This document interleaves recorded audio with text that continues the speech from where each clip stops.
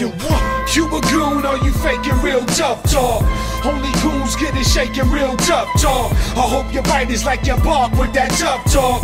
This is what New York been missing, real tough talk. You a goon or you faking real tough talk? Only goons get it shaking real tough talk. I hope your bite is like your bark with that tough talk. This is what New York been missing, real tough talk.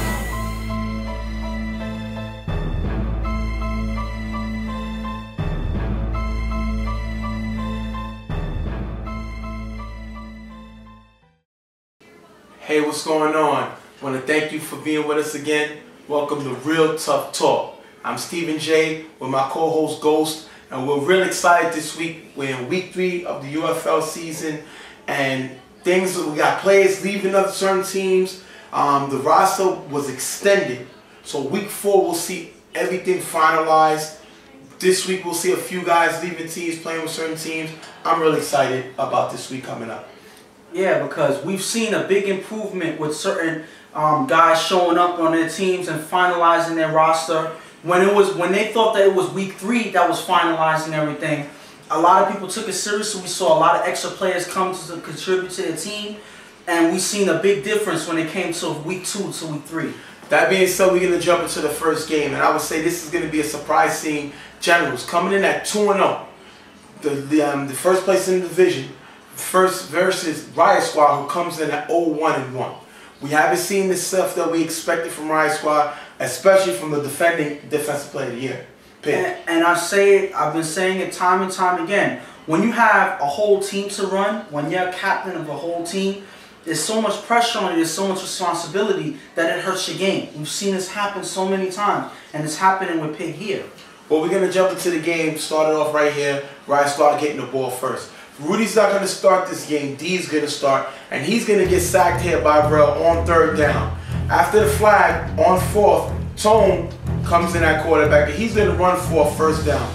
Great run here by Tone, taking over at quarterback. Then he's going to throw the ball on 4th down, toss-up, but it's going to be intercepted by Swiss to give the ball back to the Generals. Generals are starting to get it rolling. They get the ball on this interception. Well, we're going to see Cal start this game. Cal was supposed to be out for the year with a knee injury, but he's going to get the start because Tito's not here. And on his first pass, he's going to go deep, but it's going to be overthrown to Cecil. Still showing he's got some arm strength. He's going to throw a deep pass, but it's going to be overthrown. His next deep pass to Rob is going to be broken up by Robert of Riot Squad, causing the Generals to turn it over. Cal, like I said, first start of the day, first start of the season since last year. A little rusty. Generals are going to have to punt. Tone's still at quarterback, is going to throw a nice pass to Robert across the middle to get near the 5-yard line. He's going to throw again this pass to Robert, but the ball did not cross the plane, and they're going to end up turning the ball over, giving the ball right back to the Generals. Cal on his second series is going to throw deep to Joe, but it's going to be dropped, causing them to have to punt and give the ball back to Riot Squad. Now we're going to see on their next possession, Rudy's here for Riot Squad. He's going to throw a nice pass in the middle for a nice game. Then he's going to follow that up with a pass to Tone, and the ball's going to break the plane for the touchdown, giving Riot Squad the lead early, 7-0. And as you see the big difference when Rudy gets here, he's able to put points on the board right away. This is something that you need right in the beginning of the game. At least they get to do it here. Cal is going to get blitzed on his next series, and he's going to get sacked by number 31. As you can see, Cal he's not really a runner. So with this injury, he's going to be even less mobile, causing him to get sacked. General's going to get stopped, giving the ball back to Riot Squad. Rudy's going to throw deep, but it's going to be intercepted by Cecil to take us into the half, 7-0 Riot Squad. And this has been a slow game on both sides. You see Cal, start off very slow, coming off the injury. He's not even supposed to be here right now. And he's throwing, trying to make something happen with his team. It's not happening right now. Rudy able to put points on the board as soon as he gets there. And hopefully Cal Generals can answer. Well, they must have been hearing you because on Cal's first series on the second half, he's going to throw a touchdown pass in Frankie to tie the game up 7-7. Great pass here by Cal. Well, Rudy feels like he's in for a shootout because he's going to get protection on 4 rush, and he's going to go downfield too late for the touchdown, 14-7. And Rudy shows his arm strength. Rudy shows the ability to go downfield, and he shows that he's more than just a runner. Great pass by Rudy. But Cal is going to follow that up with a pass in the back of the end zone for the touchdown to one of his main guys, Joe. 14-13, Generals right back in the game. Great throw here by Cal. And this is Cal, an injured quarterback. He's not necessarily looking injured when it comes to his arm. He seems to be getting into his rhythm. He's able to connect with his receivers, and he's able to put points on the board. Rudy's going to get the ball back and throw the pass in the middle to Favre, but it's going to be bobbled and picked off by Swiss, giving the ball right back to the Generals. You got to make this catch. You can't put your quarterback in these positions, and unfortunately Favre isn't able to hold on to the ball. Kyler's going to make a great throw here to a wide open Carlos on the sideline to get them near the end zone. Then Kyle's going to follow up to Frankie for the touchdown, but Frankie is going to drop the ball. And we've seen this numerous times. When these guys don't score, the quarterback makes a mistake. As you see Cal throwing the interception here to Rudy, giving the ball back to Riot Squad, 14-13. This was an ugly way to end the drive because Cal actually made a touchdown pass, a touchdown throw. Unfortunately, the receiver wasn't able to catch the ball, and it leads to a mistake happening on the next play. It's not something that you need if you're one of the receivers on this team. Rudy's going to take advantage of that, make a nice throw pass to London, who runs it all the way in for the touchdown, 20-13. Riot Squad's going to take the lead. And this was a very impressive pass by Rudy, showing that he has that arm. When he's ready, he's able to throw you apart if you give him the opportunity. And London was able to run screaming right to the end zone. Kyler's going to get the ball back and throw a nice pass to Julio Sr. We know about Julio Jr. We know about him going to the All-Star game 2 times in a row. But now the father shows where he gets it from. And that's going to be a touchdown, giving Generals, putting them right back into the game, 20-19. And this looks like a shootout going back and forth now. This is a very exciting game because it looks like both offenses are starting to click and the defenses aren't able to respond and do anything about it. Rudy's going to get the ball back. Now remember, they're up 20-19. He's going to go deep to London, but it's going to be broken up by Swiss. Here, great defense by Swiss. We've seen Swiss do it all day. He already has the interception, learning to read Rudy's motions and getting involved in the play.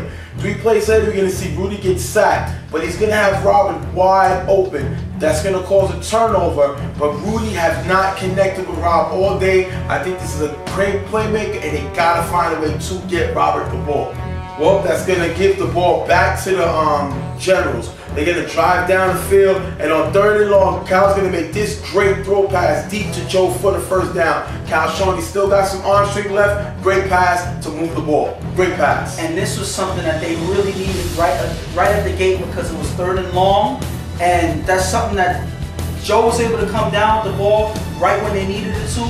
Hopefully they can capitalize and put points on the board. On 4th down, remember they're down 20-19, and on 4th down, Cal is going to throw a pass to Cecil to end the game, 25-20. Great play by Cal, finding Cecil. Cal is not 100%. He's going to win the game for the Generals, putting the Generals up 2-3-0. 25-20. Great game by the Generals.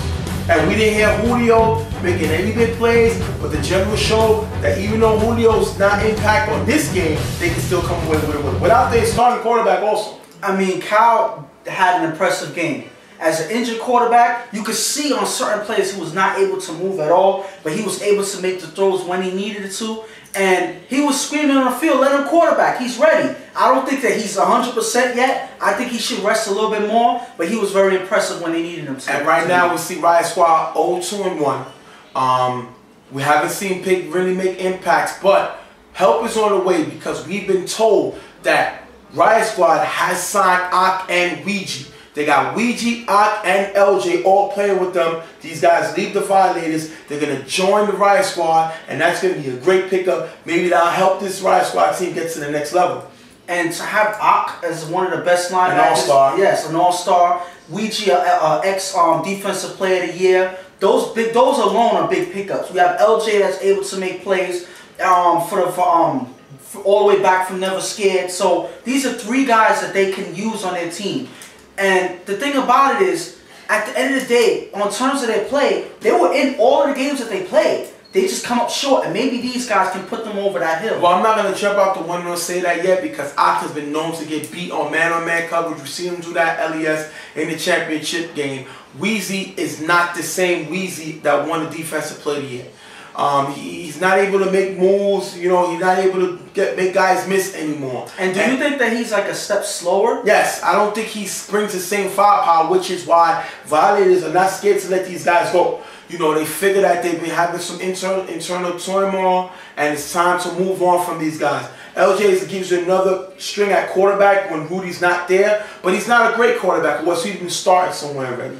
So we're going to have to see how that's going to turn around. A lot of people say that Ak is overrated. He drops a lot of interceptions. He's a physical guy. He's great on the blitz, but he's terrible in coverage. So that's what we've been told. And Weezy can't cover everybody anymore. He's not a dominant two-side player. But let's not take the attention away from the 3-0 Generals. Now they got a quarterback controversy. Who's your starter? Do you go with Beto or do you go with Cal? That's the question. I mean, Cal looked impressive today, but I don't think that he'd be able to keep it up to going through the season, playing as injured as he is. So I think my opinion is you stick with Beto going through the season, and you have Cal as a backup in case, you know, Beto isn't able to show up like that, like what happened today.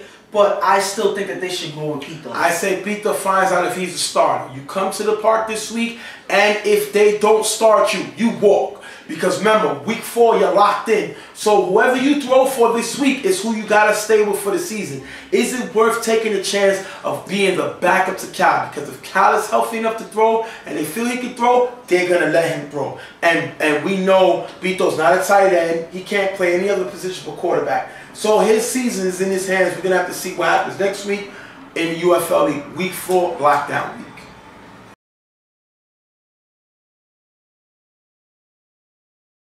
Next game up, we're going to have Sleepwalkers versus the defending champions, Carver Mob.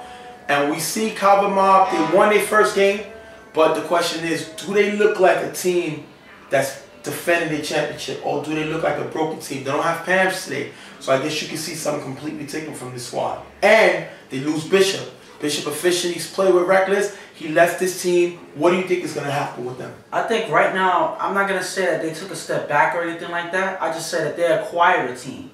They're a team, you know, without Pams actually, you know, out there keeping them in line. And without Bishop, you know, the loud character that he is, you know, having fun out there. You know, they're a quieter team. They're a team that's just there to get through the game, to play, and make sure they come up with a win. Well, you figure as long as this team has Chuck Brady, they're always a favorite to win the championship as long as they have him at the helm. Even though he's banged up, even though they say that he's getting over the hill, he's still winning games. On Sleepwalker's side, 1 week we see him basically with not enough guys. They say they're staying in the league, they're there to fight. Remember, 8 out of the 9 teams make the playoffs. Anything can happen in the playoffs, so we're not going to give up on this team yet. We're going to jump right into the game. And we're going to start off with Chuck throwing a touchdown pass to Boo Boo to put them up 6-0. You see Boo Boo here with the celebration. This team seems to be able to have a little more fun with Pam's out here at 6-0. Macho's going to get the ball, and unfortunately he's going to throw an interception here to Brandon to give the ball right back to Carver. You can't make these type of mistakes. Brandon with the great pick. Can't do that if you're Sleepwalkers. You cannot give more bullets to this team to shoot you with, because they definitely will do it. Chuck is going to show a short pass here to Alvedo, and then he's going to follow up with a touchdown pass to the same receiver, Alvedo, in the corner for the touchdown. 12-9 early. Carver's on a roll. And it seems like they're just, you know, moving the ball easy. They're able to score quickly. Sleepwalkers are not able to do anything to stop them on defense. This may look like this may be a long game for Sleepwalkers. Well, they must have heard you, because after a few plays in the red zone, Macho's going to throw a touchdown pass to Gordo to put them back in the game 12-6. And the question is this team light on defense, or is they light because they don't got their coach? And we see them, Sleepwalkers able to score right back really quick.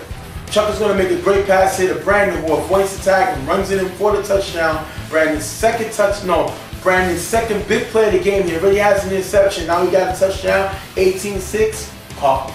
It seems like even though that the Sleepwalkers was able to score, it doesn't matter as long as Carver's offense is moving, and it looks like they're not being stopped right now. It's going to look like a high-scoring game for Carver. Macho's going to go deep on the sideline to Ralph for the touchdown, 18-13 once again.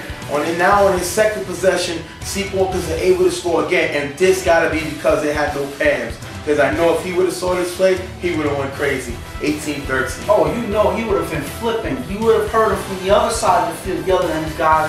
Chuck is going to throw a nice pass here to Danny on the sideline and followed up 3 plays later with a touchdown to Alvedo, his second in the game, to put them even further ahead. But that's not the biggest play we're going to talk about. Right now, Carver's up 24-13. And on this extra point, it's going to be caught by Manny's son, Kobe, for the extra point and take them to the half, 25-13. Kobe's just made 14 years old. He's officially part of this Carver team, gets in the game and scores. And this is just a part of Carver's legacy. Getting the young kids starting out early, they start young. Macho's going to throw a nice pass, but it's going to be dropped, and Sleepwalkers are going to end up getting stopped. Chuck is going to avoid the rush and run for a few yards and followed up a few plays down the line to find Boo Boo for the touchdown. Boo Boo's second touchdown of the game, 31-13. Carver. Macho's going to try a Hail Mary pass. Game's pretty much over. It's going to be incomplete to give Carver the quick win, 31-13. Nice win. They had a good time. Moves them up to 2-0. No Pams. Maybe this team don't need Pams.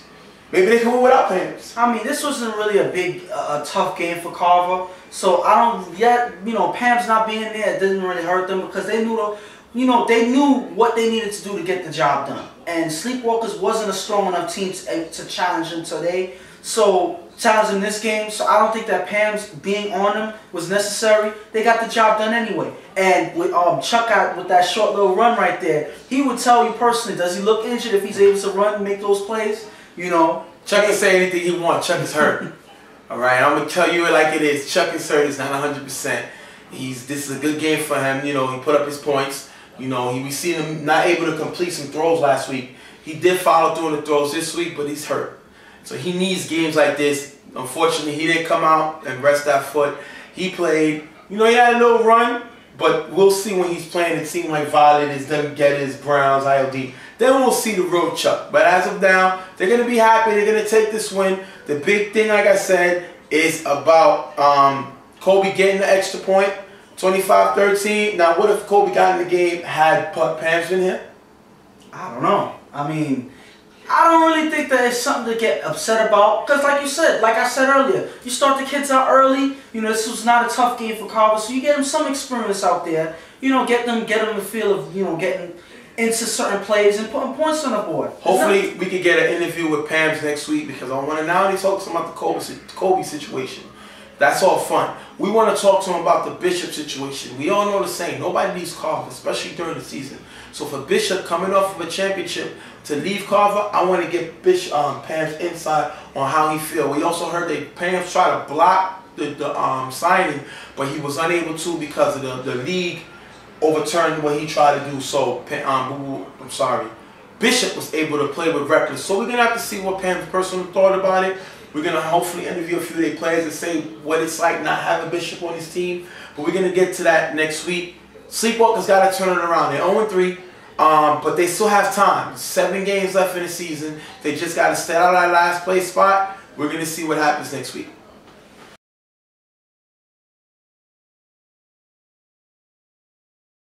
Next game up, we got Woodlong and Longhorns. Longhorns are 1-1, and Woodlong is a surprising 2-0. Nobody expected this team to take off fast. They're a brand new team to the league, never played it before, and they're looking good right now. They're looking like they got enough firepower to keep up with anybody. I mean, they have some receivers that gets down the field real quick, and they have 2 talented quarterbacks that have been playing well. They have Pito that started in week 2 that looked pretty good. And then now they have a new quarterback, Gerard, that looks like he's probably their main starter because he also looks like he can throw.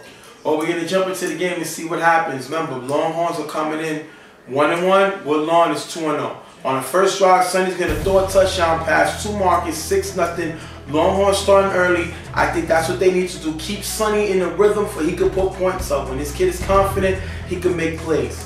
Then we're going to see Woodlong on their first down. Gerard is going to go deep to the receiver who makes a great catch near Dave, near the 5-yard line. I'm getting tongue-tied. Gerard's going to follow it up to a touchdown pass to Shane to put Woodlong right back in the game, 7-6. And they're scoring so fast, they got me tongue-tied. Great score here by Woodlong. Starting early, Gerard showing he got a decent arm. Sonny on his next series is going to get blitzed and sacked to cause Longhorns to get a turnover. On the next series, Gerard is going to throw a great pass down to a slatting Shane who runs in for a touchdown, 14-6. So as we see, Shane is his guy. He knows where to find Shane. Another score here by Woodlong. And that was a ball that was thrown right on target to Shane. Shane got a step, he put it right there, and Shane was able to run into the end zone with nobody touching it. The next two plays, Sonny's driving the ball next. He looks like he feels like it's going to be a shootout, but unfortunately, Longhorns can't score, and they're going to turn the ball over, giving it back to Woodlong. Jerron's going to throw a nice pass to the receiver, and the next pass is going to be tipped and intercepted by John for Longhorns. John's second into of the year. John's playing very good defense. He knows where the ball is at, makes a big pick to give his quarterback the ball, and yeah, great play. Sonny's going to get the ball back, but he's going to be sacked by Shane. Shane is doing it on offense, now he's doing it on defense, causing Longhorns to have to punt, giving the ball right back to Woodlong. Gerard is going to get blitzed, and he's going to be sacked. So Gerard gets the ball back for Woodlong, and he gets blitzed and sacked by Mike. Great play by Mike. Then he's going to find out that sack does not hurt him, because a few plays later we can see Gerard throw a touchdown pass to Shane. Shane's third touchdown pass of the day, taking us into the half, 20-6. This guy Gerard can roll with the best of them. He puts up another touchdown, 20-6, Woodlong. Yes, he looks like he's one of those quarterbacks that can get the job done. And Shane looks like one of those dynamic receivers that you're going to have to look for. Defense needs to watch him because he gets open. Second half, Woodlong's going to get the ball, and they're going to end up getting stopped. Sonny's going to get the ball back for this Longhorns offense. He's going to throw a nice pass to the sideline, and it's going to be dropped by Javon. Javon is an all-star, can't make these plays, got to be able to help the quarterback out. That's going to cause my whole go 4th and long, and they're going to end up turning the ball over, giving the ball back to Woodlong. Woodlong is not able to capitalize, and they're going to have to punt the ball right back to Longhorns. Right now, remember, it's 20-6. Sonny's going to throw a short pass here to Javon, and it's going to be dropped. Javon's second drop of the day. Like I said, you're an all-star. Can't drop this ball. This was able to be caught, and he's not able to catch the ball. Sonny's going to throw a short pass to Mike for a few extra yards. Follow that up to Wesley in the end zone, but it's going to be broken up and turned over. We've seen Wesley make these catches last year. We've seen him be that type of receiver. He's going to be broken up here. Not this time able to make a play. Give the ball right back to Longhorns. And it's unfortunate because he wasn't even given the chance to get that ball. Wesley's having a hard game out there. He's not being able to get anything going this game. Gerard is going to throw a bad pass and get intercepted by Marcus. He was looking for Sonny. He was looking for Shane. There was a terrible pass picked up by Marcus, and we finally see Gerard make a mistake, giving the ball right back to this hungry, desperate Longhorns defense. Longhorns are down to get the ball back because of the interception on Marcus. Sonny's going to roll out and throw the ball to Mike, but it's going to be picked off by Harry, giving Woodlong back the ball. Sonny trying to make these throws. He does it and give the Woodlong back the ball right when Longhorns just got it. Woodlong is unable to capitalize and turning the ball, giving the ball back up to the Longhorns. Remember, Longhorns are down 20-6. Sonny's going to throw a nice pass to Spider in the middle and follow that up with a nice pass to Dave in the middle for the touchdown, 20-14. They're back in the game. They just have to make a stop. Great throw by Sonny finding Dave. Gerard gets the ball back on this Woodlong offense. He goes downfield deep, and Karan is going to make the catch all the way to the end zone for the touchdown, giving them the lead and the win. 26-14, Woodlong is 3-0. And this is a game that Longhorns have to have, and they come up short, can't make the big plays they need. Woodlong gets the win. And it's unfortunate for Longhorns because they struggle in these types of games where they have to keep up and make plays to stop their the opposing offense. They're not always able to get it done. And this is a game that was a test for them to see how good this team is. And I feel like they're not there yet to the point where they can stand up to a lot of other teams. They needed to win this game to show us something, and they didn't show it this game. I gotta say I'm upset because this team, I expected them to start out really fast. They're 1-2. When you have a guy, about 6'4" guy like Javon, you have about another 6'3" guy like Wesley, you have another guy who's about 6 feet who can jump out the gym, Mike. This offense had plays, but they're not making plays. And Sonny's not being the quarterback we thought he was going to be. I picked Sonny to win comeback player of the year. He didn't have a great year last year. I thought he would get a start early, and he's not making the plays need right now. And his team is 1-2 in a very deep Western Conference. And I feel again, like we said, like I've been saying before, the key to this team is Sonny. Whether he plays good or plays bad, that's where the team is going. This team has a lot of talent on the team. They have an emerging star, Marcus, who's been making plays with them all season. Spider. So they have Spider as well, emerging and making plays for them. So they have a lot of talent on this team. It's all up to Sonny to put it together.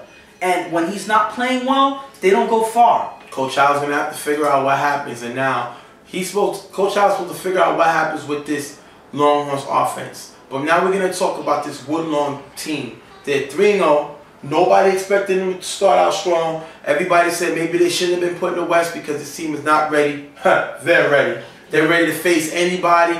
They're not a big talkative team. They go in, do what they do, and go out, and they're doing that 3 times so far. And they have a lot of players that actually make plays day in, day out. You have Shane, emerging star, 3 touchdowns this game. You have Harry that plays both sides of the field and makes plays no matter where he's at. And you have Gerard that's able to make those throws that a lot of quarterbacks can't make. So it's an emerging team right now that people need to look at and study, because this is a good team that's out here to win games. We're going to have to see what it is to next week. But like I said, this Woodlawn team, big surprise, 3-0. Wow.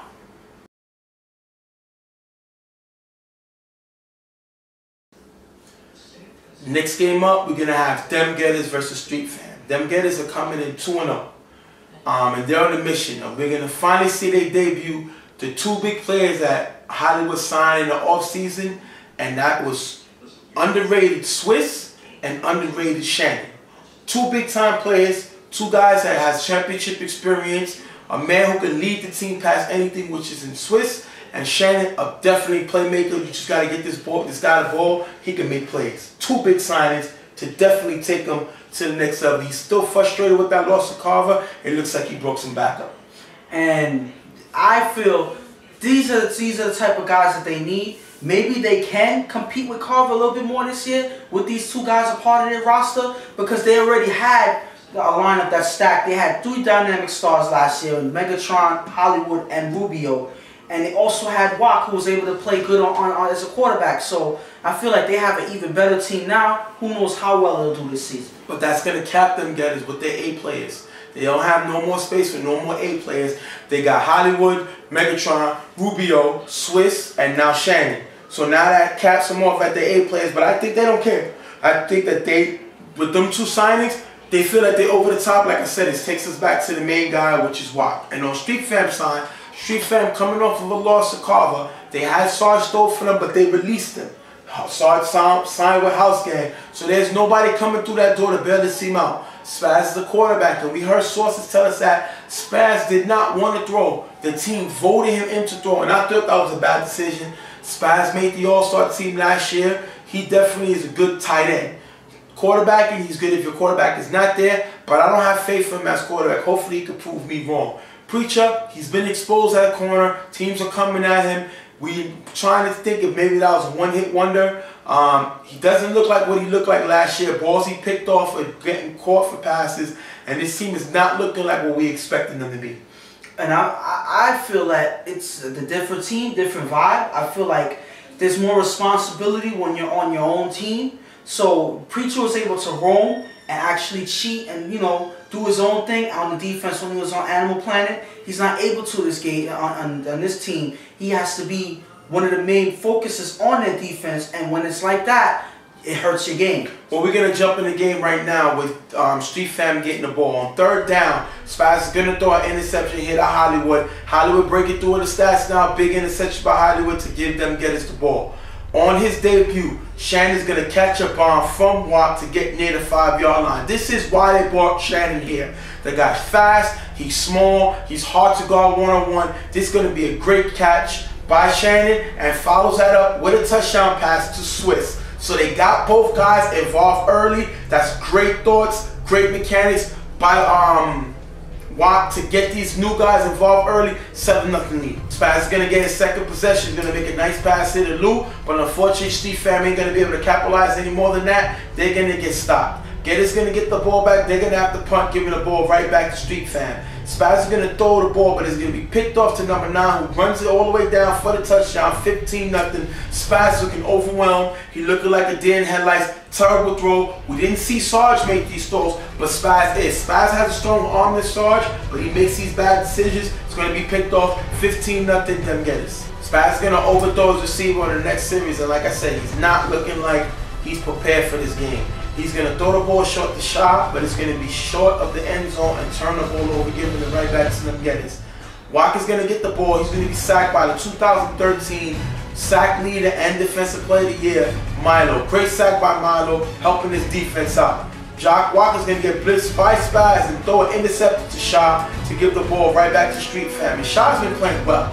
He's playing a good safety. Sometimes it doesn't give help over the top. He has to learn the system, but definitely a playmaker makes another play here. Great interception. And he's been the main person we talk about when it came to Street Fam. He's been outshining everybody else, even Preacher out there. I mean, he's able to make plays on both sides of the field. He was able to play big in the last game, and he's showing that he's going to play big this game as well. Spaz is going to get the ball and throw a pass in the middle, which is going to be tipped by number 9 and intercepted by Megatron. Great teamwork for both guys to team up to get the interception, giving the ball right back to them. Gettis up 15-0. Walker's going to roll out and toss it up to Megatron in the end zone, but it's just going to be dropped, taking the 6.5, 15-0, then Gettis with the lead.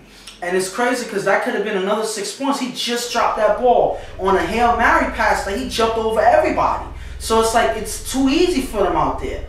Street Fam needs to get it together. They're down 15-0, but that doesn't mean that they're completely out of the game. But this is when they have to take over. Spaz is going to get the ball in the second half with Street Fam. He's going to throw a nice pass short to Shaw in the middle, but Street Fam is not able to do anything with the possession. They're going to end up getting stopped, giving the ball right back to them. Gettis down 15-0.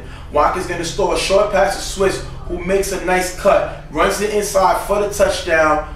What a great play, 21-0. This is why they brought Swiss. Swiss does this for underrated. Ain't no difference in playing with this team. This guy makes plays, and right now it's not fair. When you got Shannon and Swiss, what can you do as a defense to stop these guys? And if you saw that Street Fam's defense out there, it seems like they're starting to die out. You know, they don't have the same intensity as they had in the beginning of the game. It feels like they're just losing focus out there, and it's like they're in despair right now. There's no hope for them. Spaz is going to get sacked by AJ on the next possession. Right now they're down 21-0. But he's going to follow up with a nice pass to Preacher. And then he's going to come back to Preacher in the end zone. But Preacher's not able to make the play. He's going to drop the ball, killing their offense, turning it over. If you're a Preacher, you got to make this catch. Got to help your quarterback out, and not able to do it here. And this is probably one of the key things that they could have used to actually give their team a spark and get back in this game. You can't afford to make drop passes like that. The few chances that you get. Right now, Shannon's going to come in at quarterback. He's going to get sacked by Milo. Milo's second sack of the game. But then he's going to follow that up with a touchdown pass to Rob, giving the Gettis a further lead and win 28-0. Watt sat down. Shannon came in, was able to score. And this wasn't even a competitive game at all. I'm very disappointed in Street Fam. They're now 0-3. Gettis go up to 3-0. And Gettis don't really worry about the regular season. And they're not really worrying about these teams or worrying about the big teams right now. And they're able to come away with a win with Shannon and Swiss making a great debut. Definitely jumping in early, helping this team get this win. I mean, they take every game. I'm not going to say that they weren't worried about this game. They take every game seriously. It wasn't worried. Listen, they take every game seriously. They come out there, they get the job done. Wait, that's all that matters. What? Swiss? He wasn't worried. Okay. He just called this to say he wasn't worried. They saw what Spaz can do. Hollywood himself said they should have never got rid of Sarge. That was a quarterback they should have stood with. And he knew how to stop Spaz. He played against Spaz 7-1-8. And they looked like they owned him. You know what I mean? Spaz was better off telling him what plays he was running because it was all over it all day. Spaz looked horrible. Definitely should have stepped down and went over the team thought process and let Sarge throw. And then Spaz could do what he do. He's struggling. Preacher's struggling. The team is struggling. They're 0-3. So what do? Doesn't get any easier. You're losing the teams you should beat, losing the teams you should lose to, and what does that equal to? A loss. Yeah, and it's unfortunate. It seems like the whole thing with Sarge is like they didn't recognize how, you know, they didn't really know him. Let's just put it that way. And when you're unfamiliar with somebody, you're not comfortable playing with this person, unfortunately, it comes back to bite them because I don't feel like that Spaz was ready for the responsibility as quarterback after the season he had last season. So I feel like that was a mistake on their part, and it's showing with an 0-3 record right now. And the only ones playing well on this team is Shaw and Milo. Nobody else is playing well. Preacher's looking like a rookie. Spaz looks like a deer in headlights. It seems not looking good at all. And on the other side, you got them Gettis who get a blowout win like they're supposed to do. But we're not going to give this too much credit. This is a team that's still struggling to get to learn each other. So we're not going to say them Gettis are ready. They got a big game coming up versus Vales, and that's when we'll see if they're ready. These are the reasons why he went out and opened up the checkbook and picked up Swiss, picked up Shannon, because they're trying to win a championship. Anything less than a championship is a loss. So all the pressure stacked up against them Gettis. It's all or nothing. They have to win a championship. And is this team ready to step up to the next level? I don't know. We're going to have to see. And I actually got an interview coming up with Hollywood next week. We're going to see why he felt he needs to go and open it up and bring these guys in. That being said, them Gettis 3-0. Street fam, I think it's panic time, 0-3.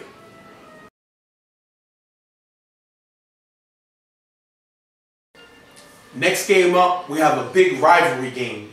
Raw versus Reckless. Raw comes in 1-1, Reckless comes in 1-1. We've seen a new Raw team.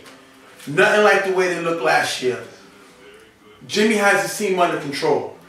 These guys, when they play together, they got a lot of talent, they got a lot of energy, and they got Ruben back, who used to play with the Browns, and I think that's a big player. He brings that swagger, you know, and definitely he can help the team get to the next level. On the other side, Reckless doesn't have Prodigy. Prodigy's hurt. So they're going to have other guys step up. I think Rico's a good addition. They're going to have Bishop back for the second game. And we've been told after the end of this game that Mimi has re-signed with Reckless. So Mimi will be back with this Reckless team. Not here today, but he'll be back with this team. And I think that'll give him, Bug, another weapon to throw to. But let's talk about this game right here. Raw coming in off of a big win last week. They're looking to turn the tables around it and win this division. And I feel like this is a year to prove it. I mean, they came up short with their loss to Animal Planet. They were bumped. They didn't get to go to the playoffs. And they were disappointed in that they weren't able to show how good of a team that they are. They revamped themselves. They played hard this season, and they're showing right now, it's so early in the season, that they're a better team than they were last year. And they got two guys that I believe is battling for comeback player of the year. Joel, who was kind of hurt last year, didn't really do it. He's more of a McCoy, Shady McCoy, coming out the backfield. Definitely a great running back. Hopefully I said the name right, from Philadelphia Eagles. And you have KC. Casey's an underrated quarterback. A lot of people say that he can't throw with the elite quarterbacks, but Casey has a good pump. He has decent speed, and he's more of a hood type quarterback, you know, but he, meaning Hood from Rep City. But I think this guy, he's more calm than Hood. Hood is more hype and energetic, and Casey's more laid back. And I think that's what this offense needs. With a lot of loudmouths on this offense, I think when you have your quarterback who's mellow and ready to go, that's what this team needs. We're going to jump right into the game. And unfortunately, we're going to start with a few minutes left in the first half, because Raw's going to get the ball 3 times and not be able to do nothing, and Reckless is going to get the ball 3 times and not be able to do nothing. So we're going to start on Reckless next possession. Bug is going to overthrow Just to get intercepted. Is going to be intercepted by Bobby. This is Bug's 7th interception of the year. He threw 4 last week, 2 the first week.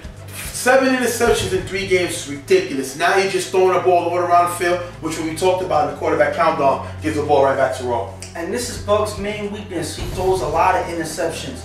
A lot of times he's not apologetic about the interceptions, but it does hurt your offense, because now you're giving the opposing offense a chance to get ahead of you and put points on the board before you. Casey's going to finally get the ball moving now on Raw's 4th possession. He's going to throw to Macho in the middle, who runs it all the way to the end zone for the touchdown, giving them a 6-0 lead. Big touchdown on a big turnover by Bug. Raw's up 6-0.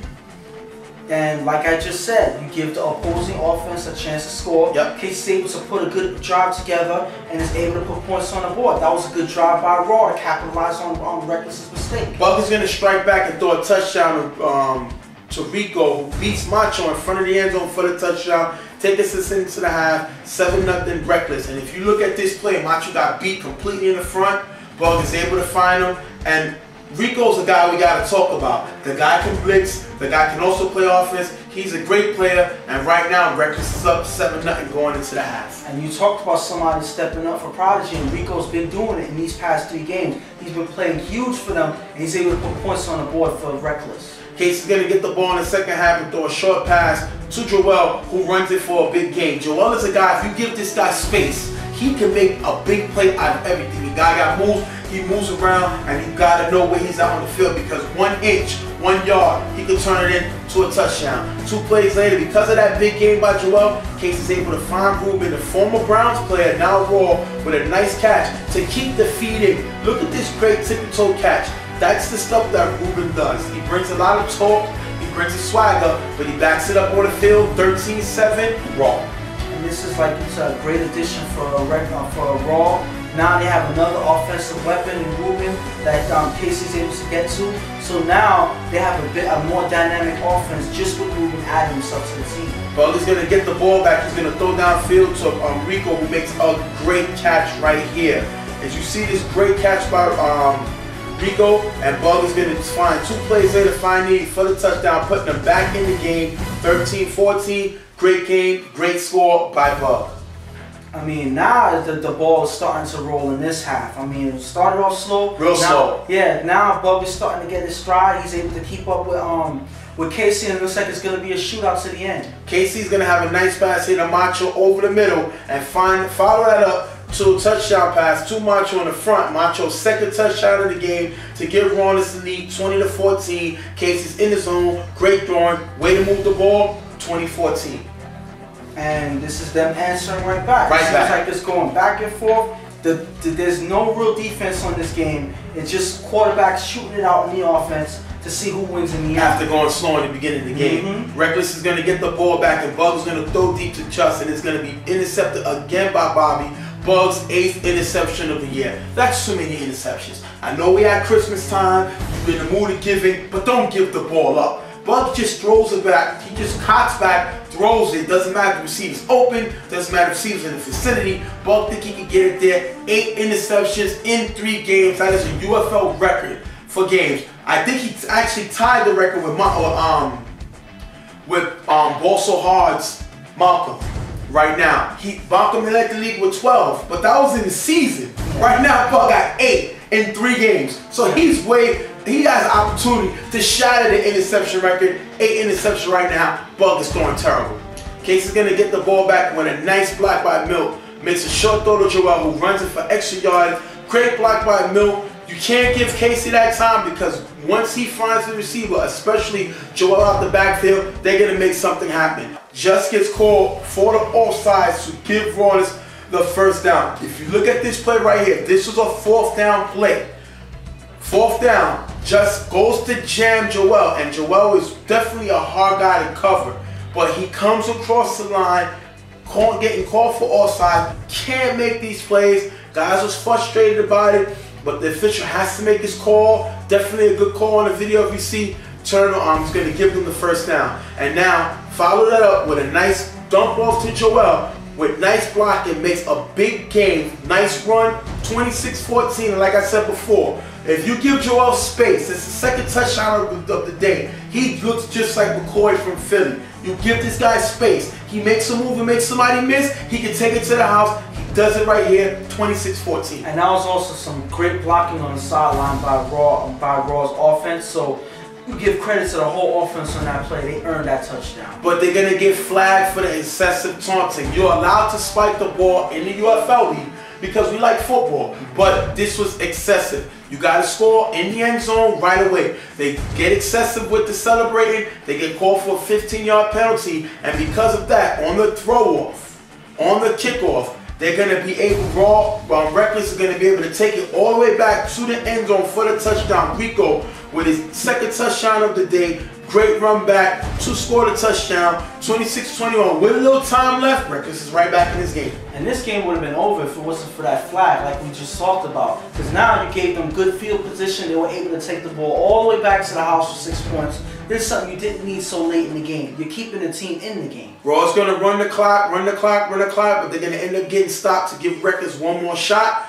Bug, before he has a chance to throw the Hail Mary downfield, is going to get sacked to end the game. 26-21, Raw with the win. Raw moves up to 2-1, while Reckless moves up to 1-2. And all I can talk about is how Casey looked. Casey looked great today. He threw some great passes. Tuff had 4 touchdowns. Great playing by Casey. No interceptions. Not turning the ball over. Doing dink and duck. Moving the ball. Scoring points. And this is what he needs to do going throughout the season. I mean, he doesn't need to take chances. He needs to keep the game calm like he usually does. Let the offense come together for him. Give the ball to Joel as many times you possibly can, because that man makes plays. You also have Macho that's helping out on offense. And now you have Ruben on the board. So now you have an offense that's able to move the ball easily when you keep it calm. And it seems like that's something that Casey is doing well right now. And Buggy's throwing too much interceptions for reckless. You can't do that in this league.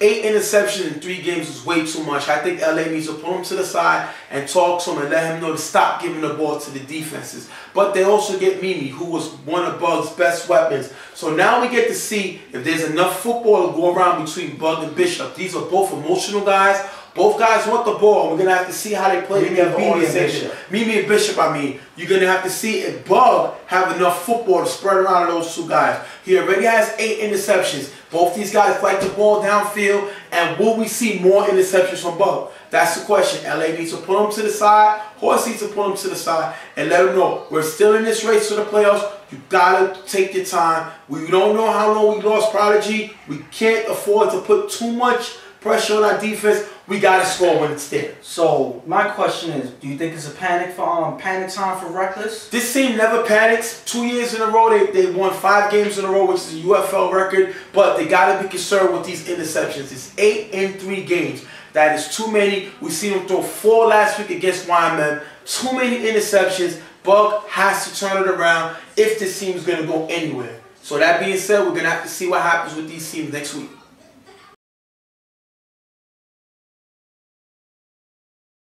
Next game up, we got YMM versus the Gunners.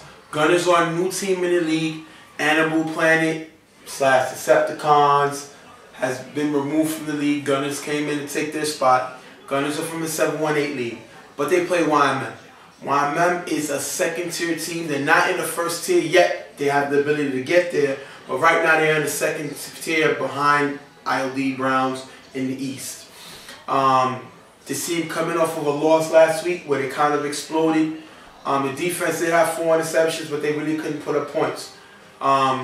This team has to step it up, and this is a game where we're going to see what they got. Gunners are just going to get new to the league, new to the rules, so it's hard to really say what to expect from this team.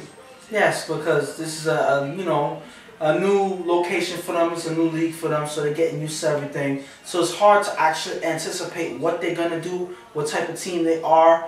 It's hard to judge a team that you haven't seen before in this league, so you just got to wait and see for them. Well, we're going to jump right into the game. Nelson's going to start off, throws a big pass to Lulu, who makes a nice catch here at the 5-yard line.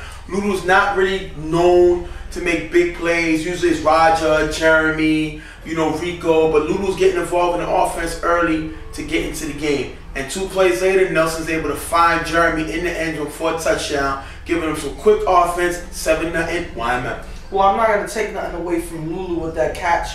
He's obviously not one of the main stars, but he makes plays on his own right. He shows that he can make one here. And, of course, textbook Nelson to Jeremy for the touchdown. This is the best way to start your drive. Vaughn, the quarterback of the Gunners, are going to start their first drive, and he's going to be welcomed with a blitz sack by Poutere. Waited for them to get the blitz, wait for them to go after the sack early. They know he's new to the rules, and they invite him in early. And right here, we're going to see Vaughn followed up with an interception to Raja. Bad throw by Vaughn. Can't make those throws. He makes him here, and he turns over the ball. Gives it right back to Wyman. I mean, this is not something that you want to do so early in the game. Give the offense that just scored a chance to come back on the field by throwing it to their defense. It's not something you want to do to start off the game. Hopefully you can recollect and do better next drive. Nelson's gonna have a nice run here, but the YMM's gonna end up giving the ball right back to the Gunners on the punt. Vaughn is gonna throw a pass here, but he's gonna be intercepted and ran back by Rico for the touchdown. Rico's 2nd pick of the year, back in the angle for a touchdown, 13-0. Rico moved from safety to linebacker, and he's making it work. His 2nd interception, another one for a touchdown, and he's on a roll this season. I feel like the move was actually good for him because now, being the middle linebacker, he's actually in the center of the whole defense. He's able to navigate everybody as well as play hard and make plays himself. Vaughn gets the ball back again, and now he's going to underthrow his number 52, and it's going to be picked off by Jeremy here. And as you can see, Jeremy baited him. He made him think 52 was open. When he went down, when the down and out play, Jeremy was there to jump the route, almost to get back to the house for a touchdown, but he gets stopped. Bad throw by Vaughn. He was fooled with the coverage disguise, and he throws an interception here. His third of the game. And the thing about it is, one thing I can say, I mean, you don't necessarily say that only the quarterback is to blame, because Jeremy is a master of the bait play. He's a master of fooling the quarterback into thinking that the receiver's open, that he can make a throw over the top, and Jeremy comes and just takes it from you. Nelson's going to go downfield to try to get them in the end zone, but it's going to be picked off by number 4. Taking this into the halftime, 13-0. What did you say you give the Gunners for the first half from the first game of this season here? Not to be harsh, but I give them a D right off the bat, because they were not able to move the ball. Early in each drive, they threw an interception. Vaughn threw an interception. And I feel like at the end of the day, you got to look at the quarterback and say, you know what, you got to make better throws, because the offense is nothing without you. And when you're not clicking, your offense is not clicking. Vaughn seems like he can make some throws, but if you look at the way he positioned, his body mechanics are completely off. He doesn't step into his throw. A lot of it is on arm, and sometimes it doesn't seem like he has drip on the ball. He has to work on his mechanics if he wants to be a quarterback in this league. Second half, we're going to see the Gunners with the ball. Vaughn is going to get blitzed by Poore again, just like last time, and he's going to throw an interception to Lulu. Got to get the sack. Take the sack. Live to play another down, but it seems like all day Vaughn wasn't used to the blitz, which he should be used to, because they blitz in 7-1-8. But he doesn't get comfortable. He's going to force a pass here, picked off by Lulu, turns the ball over. Nelson's going to get the ball back. Remember, they're down, they're up 13-0. Nelson's going to have a nice run, but he's unable to move the ball. YMM is going to turn the ball over, giving the ball right back to Gunners. Vaughn is going to get bits, but throw a nice pass hit at 52 on the sideline. That's more like it. It was kind of a dangerous pass, but he knew he had a receiver open, and he throws to the sideline with a good touch pass. Number 4 is going to follow up with a run and dives for the first down. Great play here to give him back the ball. Then Vaughn is going to call out, and he's going to throw it to the end zone, and Dave is going to catch a touchdown. What's similar about that jump catch? What's similar to you, and what's big about that touchdown that Gunners get from Dave in the end zone? Who he reminds you of? Well, he has a brother on the other side named Bones. Exactly. So, you know, you look at it and say, you know what? That's something that he gets, you know, that he has similar to his brother. You know, good height, good wingspan. He's able to jump over a bunch of guys and catch that ball. That's something that you say it's in the family. Vaughn needs to get this guy the ball early. This guy can make plays like his brother, and he does it here. 13-6. Gunners are coming back into the game. They're able to stop YMM to get the ball back. So now they're moving. They're able to stop this offense. Like I said, this YMM offense has been inconsistent. They've been struggling, and they do it again here. Vaughn is going to throw the ball to number 4, but it's going to be picked off by Bones. Runs it back past his brother for the touchdown. 19-6. Great play by Bones. If you see this jump, just like his brother just did, we see who he gets it from, big brother. And it looks like Bones may have a little more speed than his brother. Beats his brother to the spot, able to run it back with the blockers. They're going to run it for the touchdown, giving them a 19-6 win. YMM gets on the boards for the win, 1-1. Great play here by Bones. Yes, this is the best way to end the game. You know, capitalize on a mistake by the quarterback and running it for a touchdown. I mean, at the end of the day, this is a win that YMM needed, because, you know, they were kind of, you know, on the scenes of falling apart, you know, so this kind of gets them back in rhythm, you know, and Gunners, this is not a way to start off your season, first game in the league. 6 interceptions. Yes, that's not a way that you want to start off your debut in this league. At the end of the day, sometimes you just got to take the sack, and it seems like that's something that Vaughn is not comfortable with. When he gets blitzed, it seems like he just wants to get the ball away, and that's very dangerous, and it led to 6 picks this game. Gunners have some playmakers. Yes. We're still learning names. They have a guy at the backfield, number 4, very good. 52, got decent hands, and Bones' little brother, Dave, can make plays. So they got guys that can make plays on this, but Vaughn got to decide what is he. He got to learn, if he's going to be the quarterback, 1, you don't got the firepower to shoot it out with these teams, slow it down. He threw the ball away too many times to give YMM a chance to score points. They was able to slow down YMM's offense, but they was not able to score any points on their own. So if that's the case, you slow the ball down. Vaughn needs to work on his mechanics. If you look at how we throw these passes, They're unorthodox. He doesn't step into his throw, and he's not good at reading the coverage. He has to see what they got him, give him, move his receivers around. But it's the first week. We're not going to kill him. 6 interceptions is a lot, but no matter what, it's still 1 loss. They're going to come in 0-2. You know, and it's still a lot of games up. They still got a game to make up. So I'm not really going to hit the panic mode, but hopefully now they get an idea of what's going on with the league. They got house game next week. So they're going to have to step it up. House gang is coming in 0-3, and this is a game that the Gunners could win. On the other side, YMM with a big win that they needed. We saw Rico, our linebacker. We saw Jeremy make a pick. We saw Roger make a pick. We saw Bones make the pick. These are guys that's making plays, which is great. But now they got Carver.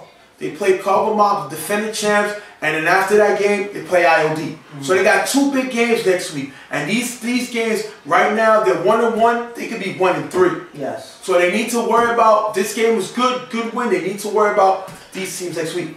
And I feel like they need their full team. You know, we still haven't seen Jesse here. We still haven't seen Brown. So I mean, these are 2 guys that they also need, and Brandon as well. So they need these guys to complete their team if they want to face a fully stacked team like Carver and IOD. So I feel that they still have a ways to go. This was a nice win for them. They didn't have Matrix either. Yes, Matrix was missing as well. So I feel like they need their whole team to compete with these 2 next games, because these are 2 hard games for them. And they need to at least not lose both of them. You want to at least split, to make it less of a blow on you, because you know losing 2 games in a row does not help you going down the line. Well, Caesar's gonna have to put up that back signal, all hands on deck, because they got 2 big games coming up this week.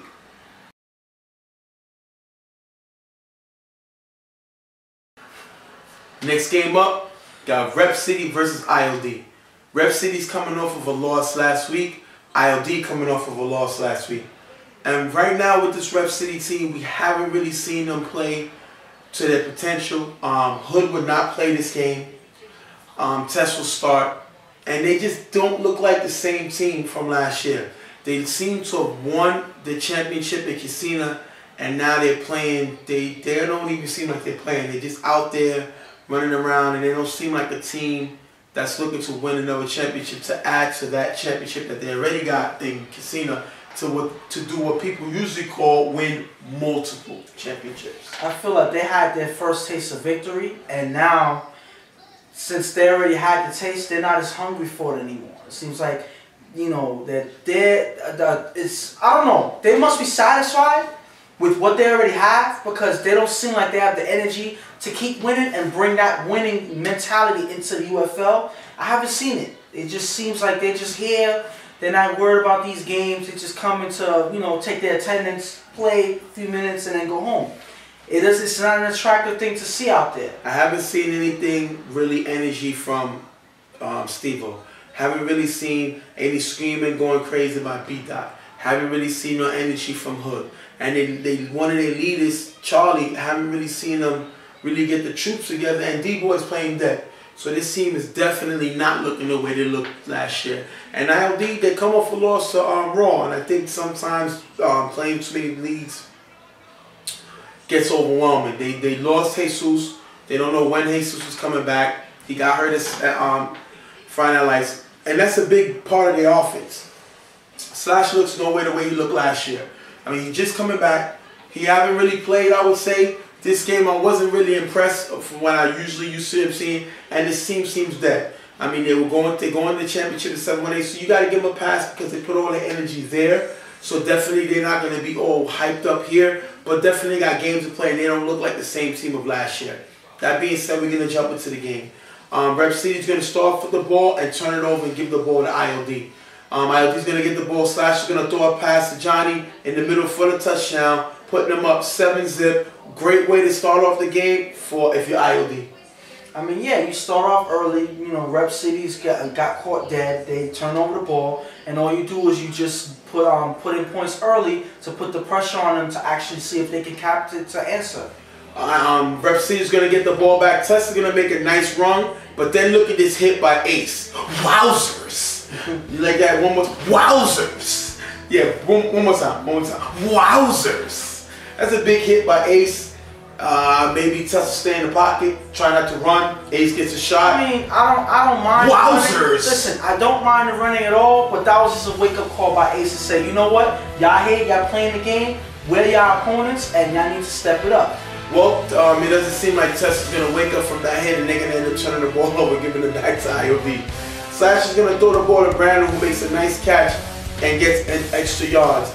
And Slash is going to follow it up with a nice pass to Clipper for the touchdown, putting them up 13-0 at halftime. We see nothing from Rep City the first half, 13-0 IOD. And it seems like what we've seen is all IOD. Yes, Hood hasn't been here, and this has been the MO this whole season so far. Hood either comes late or he's not there. Tess has to take the whole load for offense and the whole workload for offense and play as quarterback. Now they lose a dynamic receiver that moves on the offense on routes, and he has to take all the pressure on himself as quarterback. And I don't think it works for them right now. Well, they had the comeback player of the year in Hood. I don't know what happened to him this year. And they had the All-Star MVP in Tess. I don't know what happened this year. So it's a shame that you got 2 guys, and they also sent, what, 5 guys, 6 guys to the All-Star game last year? Don't see none of that. I mean, the comeback player of the year needs to come back. I mean, it's in the name. He hasn't been here, he has to come back. That's all there is to it. That's going to take us into the halftime. Second half, IOD is going to have the ball. Slash is going to throw the ball open. It's going to be into by Steve-O to give Rep City back the ball. Now we see a little spark. We see something going on with Steve-O with this big interception. I mean, this is a spark that they need. Hopefully, it'll energize the offense into moving the ball, because this won't mean nothing if they don't put points on the board. Sorry, it doesn't, because Tess is going to end up getting sacked here by Joel. But on the next down, Tess is going to throw it to the sideline. It's going to be a nice catch by Ant, but they're not going to be able to capitalize on the catch, and they're going to end up turning the ball, giving it right back to IOD. Slash is going to throw an interception to Ant here. And now this team is just throwing the ball all around the field, back and forth. None of these teams got energy. They basically, they're just handing the ball off to each other. Tess is going to get the ball back and get the pass deflected, but it's going to be a nice catch by Ant. But Rep City is going to get stopped to give the ball back to IOD. Slash is going to throw the ball up. It's going to be picked off, giving the ball right back to Rep City. And like I said, IOD is up 13-0, but they just want to keep the lead and get out of here.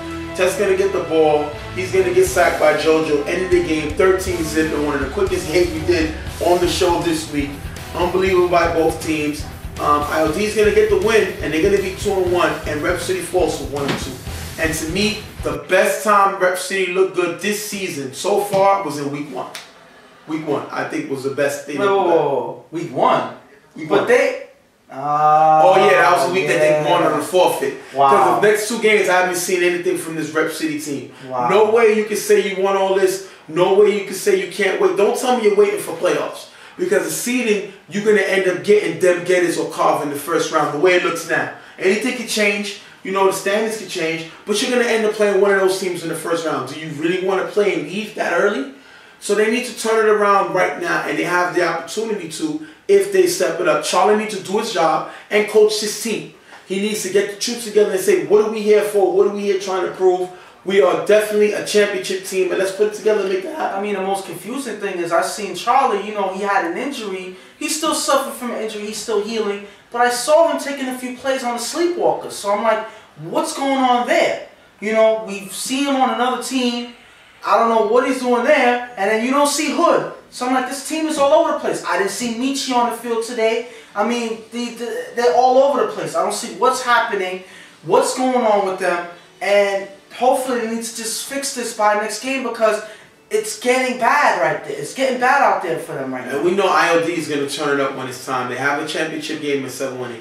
So you figure that they're going to take a slow pace, especially when it went out to a 13-0 lead. Slash needs to stay at the helm. He needs to be the quarterback. We need to see a little bit more from Ace. Ace been showing us a little bit, but I think he's definitely a player that can step up to the next level and win that Offensive Player of the Year. He's a very good tight end. He's a tight end slash wide receiver. He definitely makes plays. And this team has to get Jesus and Gil healthy.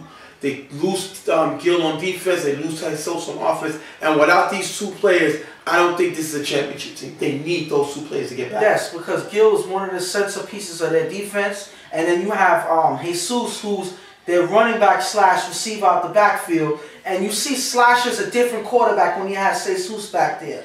So that's a big part that they're missing on the offense. So these are things that they need to get back in order to be the full ILD team that we remember. That being said, we're going to have to see what's going on. ID got a big game next week. They got YMM. So we're going to have to see what that happens on that. And they'll be coming from a championship. So maybe they'll be coming pumped and ready to go or down. We're going to have to just see how it goes next week.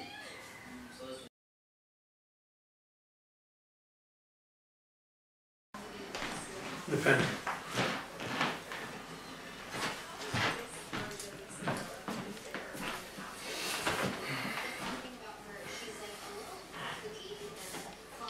Last game we have today is House Gang versus Browns. House Gang is coming in with a kind of slow start. They're 0-2, but they got Sarge Storm for them this week. He's locked into this team. He's been signed for the rest of the season after being released from Street Fan. Then you have the Browns, who's coming in with Puka still throwing. They're 1-0-1. They tied with Riot Squad last week. I still think the Puka operation is a mistake. We were told that they were made possibly sign Manny. We haven't seen that. We were told they was going to sign Mills. We didn't see that. Mills from Rebels. Manny from Rebels. We haven't seen none of that. This looks like this may be their team. But Puka at quarterback, I don't think this operation is going to work. I mean, I'm not taking anything away from Puka. He's a good seasoned quarterback going down the season. You know, he has a decent arm. He makes some decent throws on, you know, as a quarterback. But I feel that he's more dynamic as a receiver, you know, on offense and with a quarterback throwing him the ball. And I feel like without that, the Browns doesn't have the same oomph in their offense anymore with him as quarterback. So I feel like they're not an offense to be as afraid of when you have Puka at quarterback. So it's a different team when you look at it in that way. Well, we're going to jump in the game right now. House Gang's going to get the ball first, and Sarge's going to get here late, so Mike Santos is going to get the start. Mike's going to throw a pass to JP. JP's going to make a great catch here. Then Mike's going to throw the receiver in the end zone, which is going to end up dropping the ball. Can't make those drops. Quarterback's trying to get himself started. He's a second-string quarterback, and they got to help him out. They don't do it here. JP's going to make a nice catch, but the ball's going to end up being turned over, giving the ball right back to the Browns. Browns going to get the ball, but now able to move it and turn the ball over, giving it back to House Gang. Mike is going to throw a pass, but it's going to be intercepted by a hot route, giving the ball back to the Browns. Mike's not looking good right now. Gives the ball to Browns with a turnover. I mean, at the end of the day, one, he didn't expect to get the start in this game, but you know, he tried to make a play, it didn't work out for him. But there was players that these receivers dropped for, you know, that he threw to him, good passes too. So you can't all put the blame on him. His receivers have to play for him as well. Puka's going to get blitzed and run for a huge gain here on first down. House Gang did not have a give, but I can stay with Puka. He ran around the field all that he wanted, and he got a big gain here. He's going to follow it up 3 plays later and get a nice run on 4 rush for the touchdown, puts the Browns with 6-0. Easy breezy. Browns offense in the end zone. Touchdown. And that's the one thing that you worry about when it comes to Puka as a quarterback. He can run at any given time. And Puka is probably one of the best runners in the league. So to have that at quarterback, that's one of the main dangers that you have with Puka at quarterback. He's able to put points on the board. Sarge's going to come in now. Now he's finally here. He's back in the game. He's getting he's going to back up Mike now. Mike sits down. Sarge comes in. Sarge's going to throw an interception to Weezy on 4th down. Looks like he was just throwing the ball up after they stopped House Gang several times and turned the ball over, giving it back to the Browns. Puka's going to throw deep to Trey for the end zone for the touchdown. 12-0. Now they increase their lead. Now look at the House Gang right now. This is like an easy pass from Puka to Trev.